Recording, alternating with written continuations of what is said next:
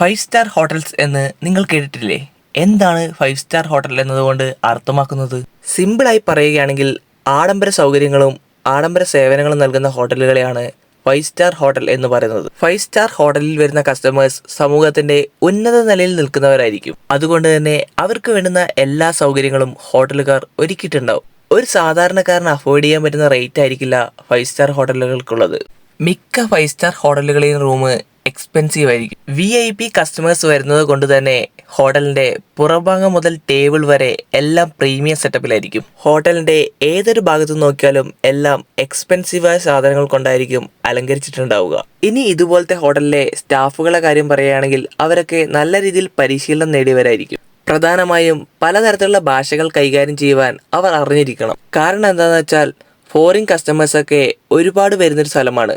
അതുകൊണ്ട് തന്നെ പലതരത്തിലുള്ള ലാംഗ്വേജുകൾ അറിഞ്ഞിരിക്കണം. കസ്റ്റമേഴ്സിന് എന്താണ് ആവശ്യം അത് ഹോട്ടലിൽ ഉണ്ടായിരിക്കണം. അതുകൊണ്ട് തന്നെ എല്ലാ സന്നാഹങ്ങളും സജ്ജമാക്കിയിട്ടായിരിക്കും സ്റ്റാർ ഹോട്ടലുകൾ പ്രവർത്തിക്കുന്നത്. ഫൈവ് സ്റ്റാർ ഹോട്ടലുകൾ പല തരത്തിലുണ്ട്. ഹോട്ടലുകൾ, ബോട്ടിക് ഹോട്ടലുകൾ, റിസോർട്ടുകൾ എന്നിങ്ങനെ.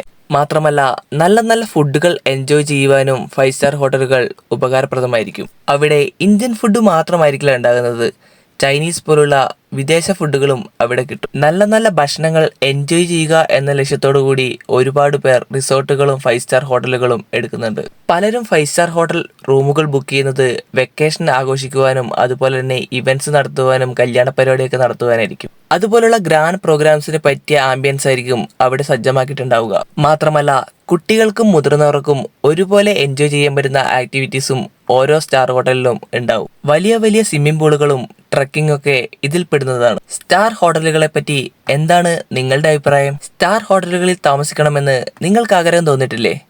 നിങ്ങൾക്ക് ഏറ്റവും ഇഷ്ടപ്പെട്ട സ്റ്റാർ ഹോട്ടൽ ഏതാണ്?